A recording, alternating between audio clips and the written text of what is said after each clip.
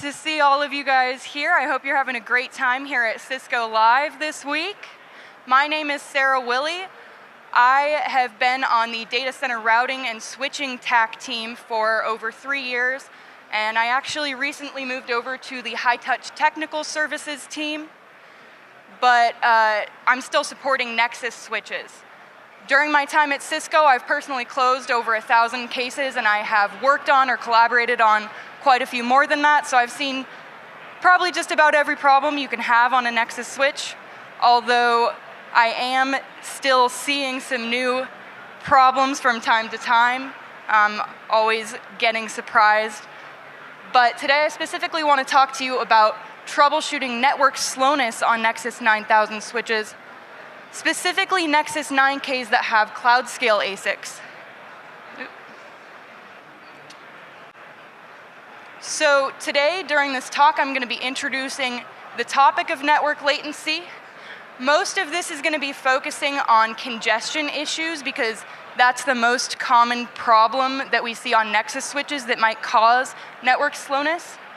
And in order to understand how we can troubleshoot congestion on these switches, we first need to understand how the cloud scale ASIC buffering architecture works. Then I'm going to talk about how we actually troubleshoot oversubscription on these switches. I'll talk a little bit about microbursts and how we can detect those. And then, of course, we need to talk about how we can actually prevent and minimize congestion on these switches. I'll also talk a little bit about MTU consistency, which is a different problem that is also a common cause of network slowness that we see a lot in the TAC. And at the end, I'm just going to summarize everything that we've been over. So let's get started. Network latency is the amount of time that it takes a packet to go from one place to another in the network. This can vary widely depending on the exact topology of your network, the physical distance between devices, the bandwidth of your links, and so on. These are often really difficult problems to troubleshoot because there's not a single point of failure that you can point to, unlike a lot of other problems that you may troubleshoot in the network. I can't tell you how many cases I have been on where I get on a call and we have 50 people on the call, 5 different vendors, and we spend all day looking at every single device in the network, and it feels like you're trying to track down a ghost. So it's really critical for us to be able to easily identify any issues that may be causing slowness on our Nexus switches so that we can hopefully speed up that process and resolve the network slowness issue as quickly and easily as possible. Before I talk about how we troubleshoot these issues, let's talk a little bit more about defining the problem, because if we have a good baseline to start from, that can make it a lot faster and a lot easier to actually troubleshoot. The first thing that we want to make sure we're aware of is what is the baseline latency and what is the current latency that we're seeing in the network. As I mentioned, every network has a different expected latency. Every network is different, and so we need to understand what our baseline is in order to really know how bad the problem actually is. We also want to make sure we're taking account of any timestamps and any patterns that we can identify with the issue. When is the issue beginning and when is it starting? Is this something that you're seeing every single day at peak traffic times? That probably points to a congestion issue. Or is this something that we're seeing consistently all of the time? We also want to make sure we know which subnets and hosts specifically are affected. If we can narrow this down as much as possible, that can give us a good starting point because we can figure out which devices are common in the path of the packet where we're seeing slowness, or maybe we can even identify where we're not seeing the issue and rule out devices. So that will make troubleshooting a lot faster if you can figure out specifically which devices you want to start on and which devices you don't really need to look at. We also want to know what types of traffic are affected. Is it unicast or multicast, TCP or UDP?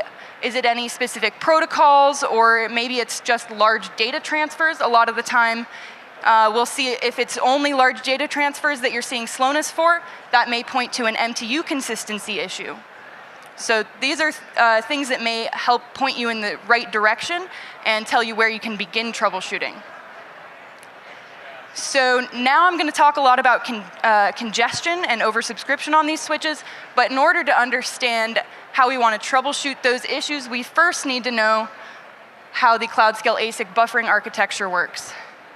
For your reference, these are the Nexus 9Ks that have cloud scale ASICs. You can see we've got some Nexus 9200 fixed switches, Nexus 9300 fixed switches, as well as some Nexus 9500 line cards. Cloud scale ASICs have what's called a shared memory egress buffer architecture, which means multiple interfaces share memory or share a buffer, and also that packets or frames are buffered on egress or when they are leaving the switch. Every model of Nexus 9Ks has a different layout and a different number of ASICs, so it's important to understand the specific layout of the switch that you have, and I'll talk a little bit more about that later on. Physically, each ASIC is divided into one or more slices, and each slice is divided into cells which each have a fixed amount of memory. Buffers can logically be partitioned into pool groups, which represent a class of service, or COS, for unicast or multicast traffic. Cells are then allocated to each of those pool groups to guarantee buffer resources to it. Here are a couple of examples of Nexus 9Ks with cloud scale ASICs and how they're laid out, just to give you a good idea of what some of the different layouts can be. Again, every model is going to be slightly different. So we can see here on the Nexus 9300 FX2, we have one ASIC, which is that blue bar there, and this ASIC is divided into two slices. And you can also kind of see one is gray and one is blue over there. It's a little difficult to see that. But on the Nexus 9736C FX, we have 4 ASICs, and each ASIC is only divided into a single slice. So this is important to be aware of because multiple interfaces share a slice, and you want to know which interfaces are all buffering or are sharing a buffer, which ones share a slice, because that'll make somewhat of a difference in how you might troubleshoot these issues. So now that we have a basic understanding of the cloud scale ASIC architecture, let's talk a little bit more about how we troubleshoot oversubscription on this platform. Oversubscription happens when the sum of traffic needing to egress an interface exceeds the bandwidth of that interface. On a lower level, Ethernet interfaces have serial lines which can only actually transmit one packet at a time. It just does it very quickly. So this means that if 2 packets need to egress at the same time, one packet is going to get transmitted and the other one needs to be buffered. It needs to be stored somewhere. You can see in this diagram we have a classic example of oversubscription. We have a 100 gigabyte link on Ethernet 1.1 and a 40 gigabyte link on Ethernet 2.2. If we have more than 40 gigabytes per second coming in on that 100 gig link at any point in time and all trying to go out Ethernet 2.2, that interface is then oversubscribed because it can't handle that amount of traffic that we're trying to forward through it. Oversubscription is handled on this platform by buffering traffic in the ASIC slice associated with the egress interface.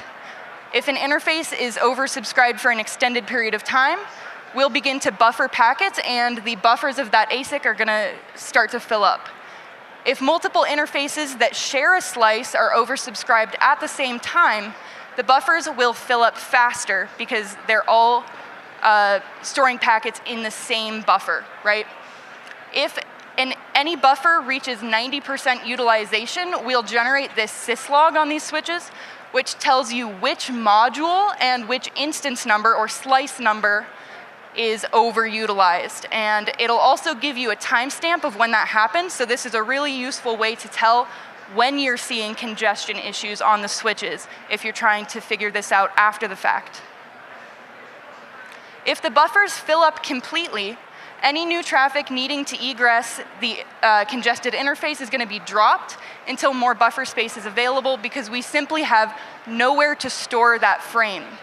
If a frame is dropped for this reason, the output discard counter on the interface is going to increment. So if you ever see output discards on an interface, this is what it means. It means that at some point in time, that interface was congested. Now I'm going to talk about some of the troubleshooting commands that we like to use in TAC, and I'm going to go through these one by one and show you what we might want to look for. The first thing I like to look at if I have a potential congestion issue on a Nexus 9K switch with cloud scale ASICs is the show interface counters errors output. You can see this output is just for Ethernet 1.1, but you can also run this as a global command, show interface counters errors, and this will give you a really good high-level overview of every interface on the switch and whether we're seeing any output discards on it. So if you aren't sure which interfaces might have congestion issues, this is a really great way to tell and to figure out which interfaces you specifically want to look at. Once we know that we have output discards on an interface, we can run the show interface command to get a little bit more information about what's going on there. We can see show interface Ethernet 1.1. This link is a 40 gigabyte per second link. And we can also see that the show interface counters have never been cleared on this interface. So that means that the output discard counter that we see right now is actually for the entire uptime of the switch. So we may not actually be having an active congestion issue on this interface. If you want to find that out, you can either clear the show interface counters and see whether they go up above 0 after that, or you can just run this command a couple of times and see if that number increases. We can also see here the 30-second and 5-minute load interval, and we can see that over the last 5 minutes or 300 seconds, the average output rate on this interface was 39.09 gigabytes per second. That's pretty close to our maximum bandwidth of 40 gigabytes per second, and that tells me that we probably do have an active congestion problem on this interface. You can also run show queuing interface for a particular interface, and this gives us more information about the traffic that's getting dropped. It'll tell you whether it's unicast or multicast. We can see here we've got a little bit of both unicast and multicast, but most of the time you'll see one or the other. And this can give us a little bit more information about the traffic that we want to look at. For instance, if it's all multicast, a lot of the time what we'll see is there will be output discards on multiple interfaces, and it'll be a similar or even the same number of discards because the same multicast packets are getting forwarded through multiple interfaces and causing congestion on all of them.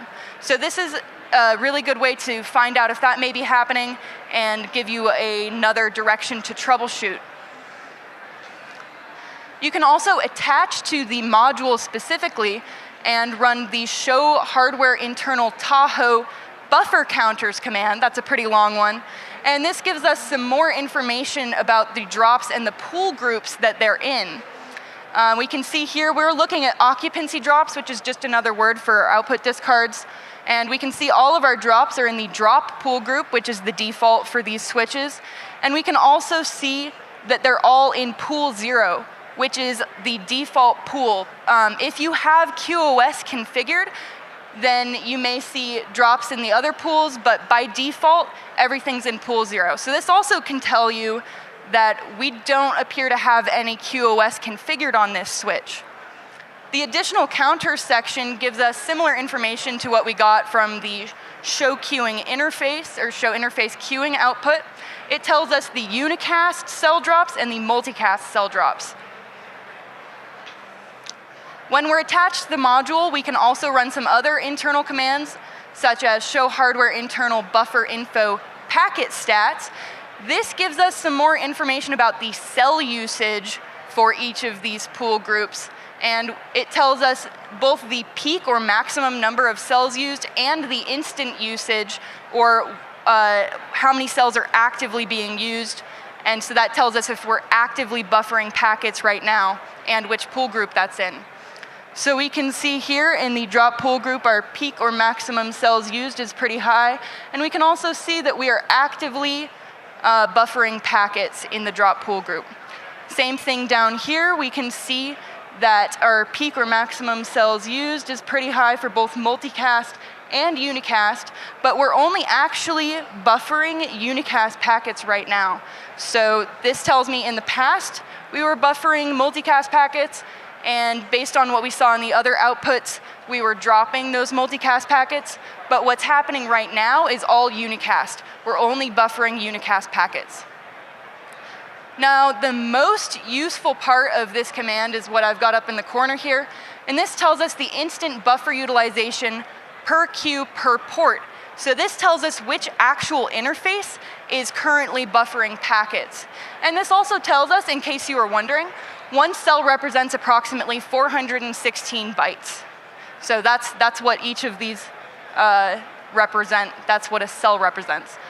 So we can see here that the ASIC port that's buffering packets is port 12, and it's buffering unicast packets in Q0 or pool 0.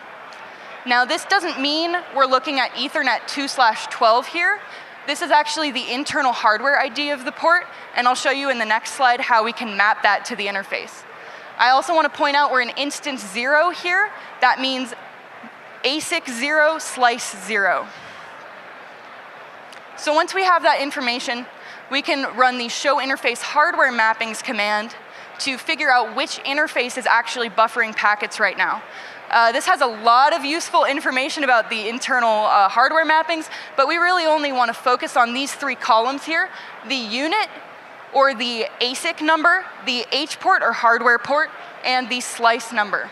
So remember, we were in instance 0, so that's unit 0, slice 0, and our hardware port was 12. So if we look across, that means we're looking at Ethernet 2/2 that is actively buffering packets right now when we're checking these outputs. This is also a really useful command just to get a high-level look at the architecture of the switch that you're on, if you don't want to go through all the documentation and figure that out for the specific switch you're looking at.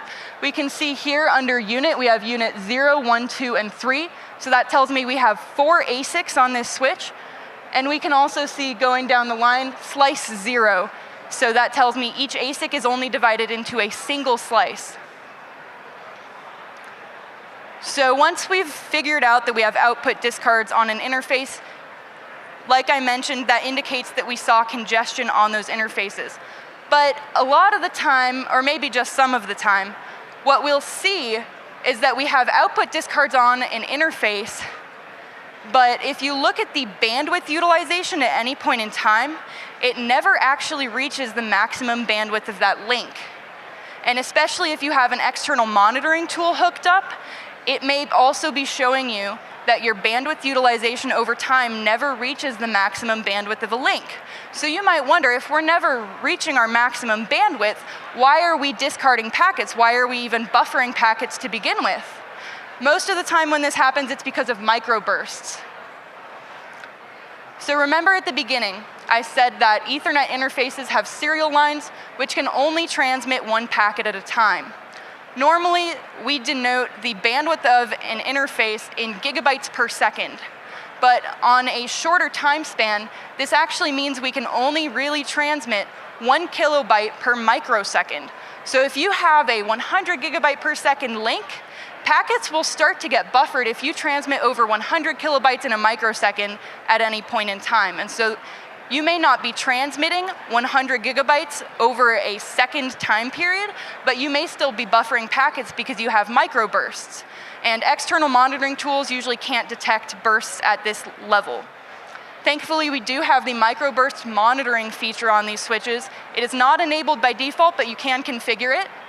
This detects data bursts within a microsecond time window and provides timestamps and instantaneous buffer utilization information about the queues on the switch. Depending on which Nexus 9K model you have, microburst detection is either going to be on a per queue basis or a per switch basis. And the minimum burst interval is also going to vary depending on the exact 9K that you have, but it's usually under 100 microseconds. These are some of the commands that we can use to verify whether we're seeing microbursts after we enable the feature. And here's an example of an output of show queuing burst detect, and you can see it tells us the interface that microbursts were detected on, the queue if that's supported on the platform. I want to get through all my content, so please save your questions for the end, but we should have some time to talk about it later on. This also tells us the starting and ending times, as well as the peak depth that we see in the queue when we see a microburst, and it tells us the duration of the microburst that was detected. So this gives us a lot of useful information.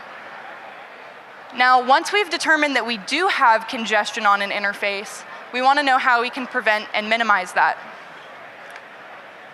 One useful thing you can do is take packet captures to identify which traffic flows might be causing congestion.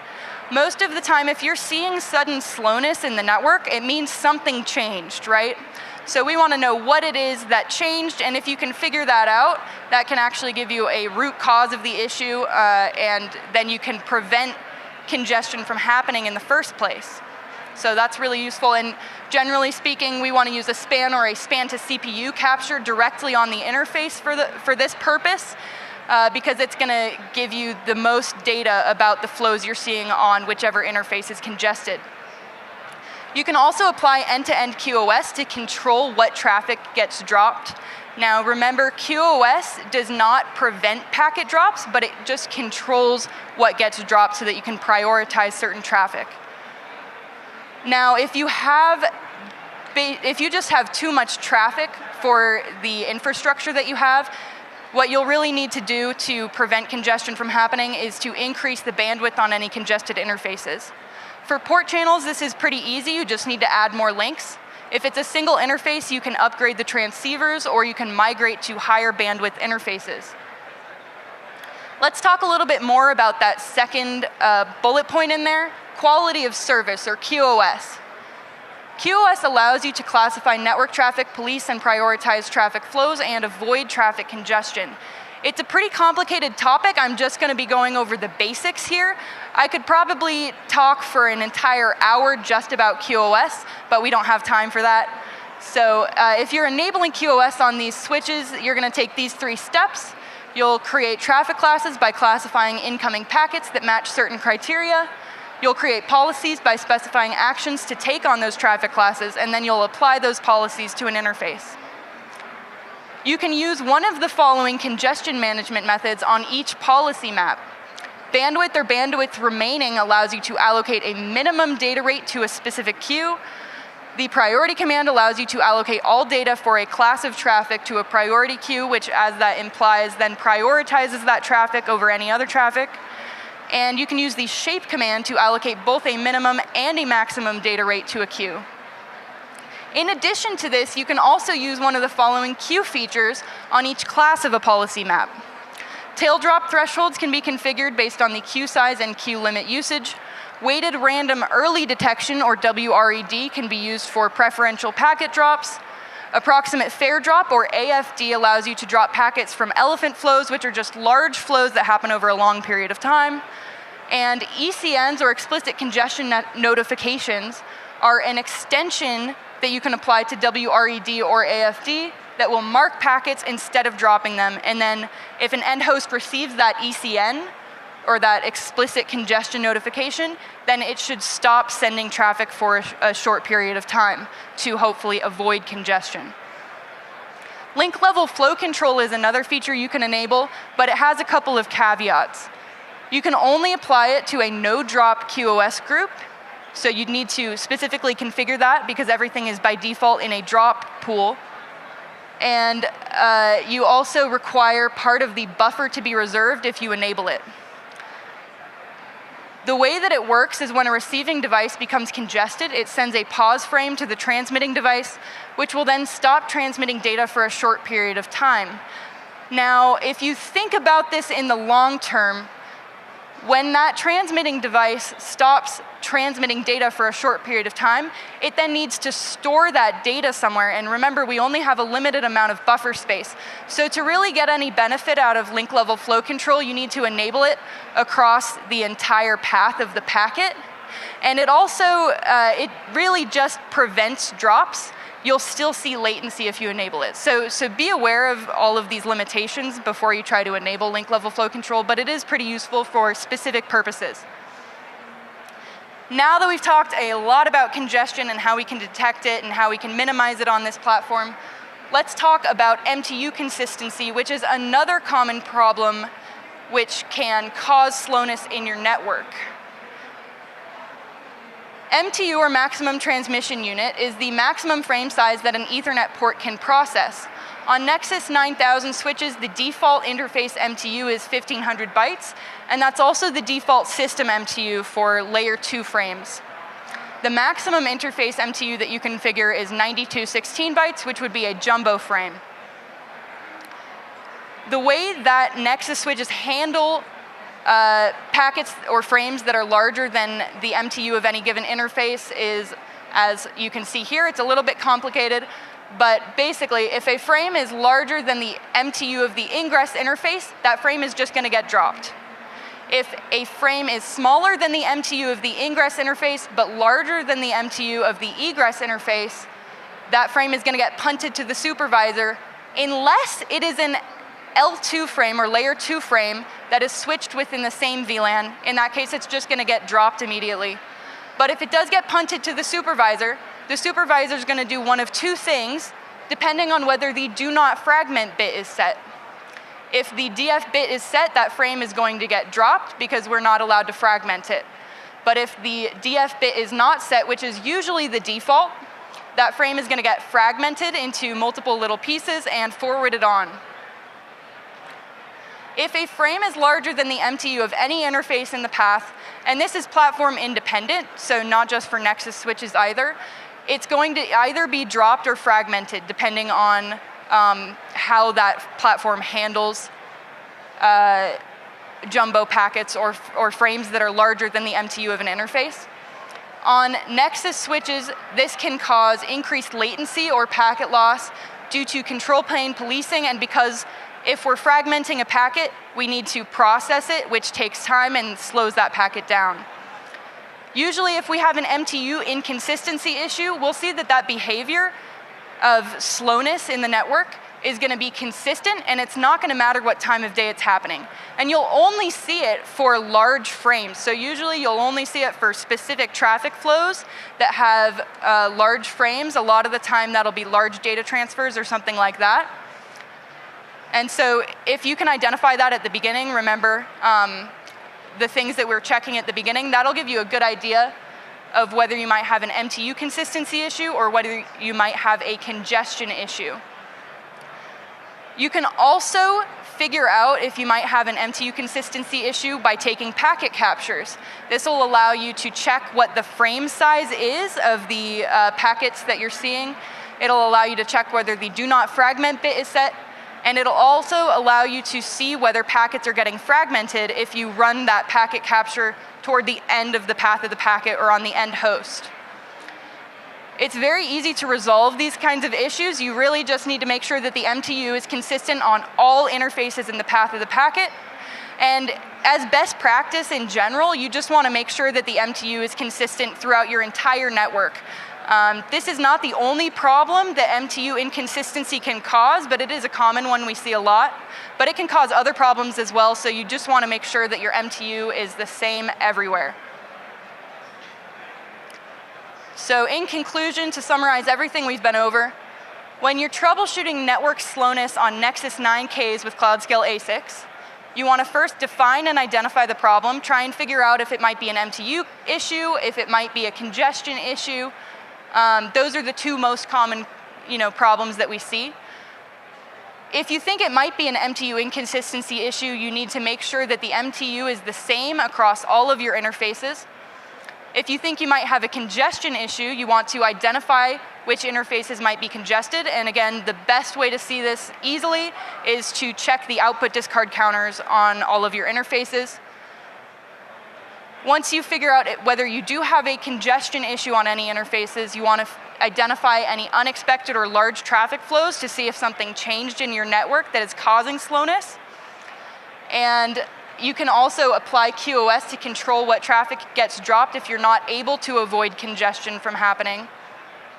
And finally, if you simply have too much traffic for your interfaces to handle, the best solution is going to be to increase the bandwidth on any congested interfaces. If you learned something interesting during this talk, or if you enjoyed it, please fill out a session survey. If you fill out 4 session surveys, you can get these lovely socks here, and you can also earn points in the Cisco Challenge. You can also learn more by visiting the Cisco Showcase for related demos. You can book a one-on-one Meet the Engineer meeting, attend our interactive education events, or visit the on-demand library. Does anybody have any questions?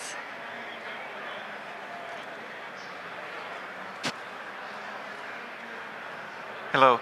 Microburst monitoring. You mentioned it's not turned on by default. How can you turn it on? So I don't know the command to turn it on off of the top of my head, but if you come and visit me over in the data center routing and switching Nexus booth over there, I can give you all the details. Is there any sort of performance hit from turning it on? Is there a reason that you can't just turn and leave it on, or is it something that needs to be switched on for a short period for troubleshooting and then immediately taken off? Is there any considerations? That's a good question. It does require resources to enable microburst monitoring, and most of the time it isn't necessary. Like I mentioned, if you're seeing output discards, that does indicate you do have congestion, but it is useful for very specific use cases, but generally speaking, we don't really need to have microburst monitoring turned on.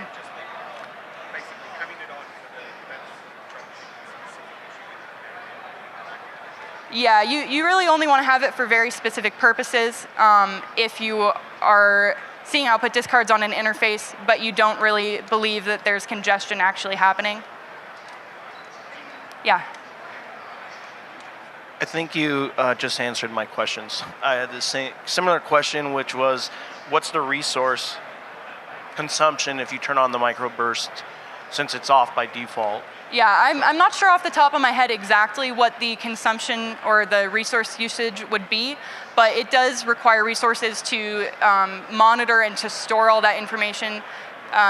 So it is resource intensive. But I don't know off the top of my head exactly how resource intensive. Yeah.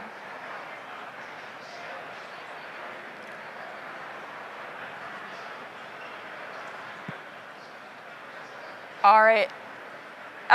Looks like that's all our questions, but if you do think of something later on, come visit me at my TAC booth. I'll be here all day today and tomorrow, and I'd be happy to answer any questions that you have. Thank you for your time.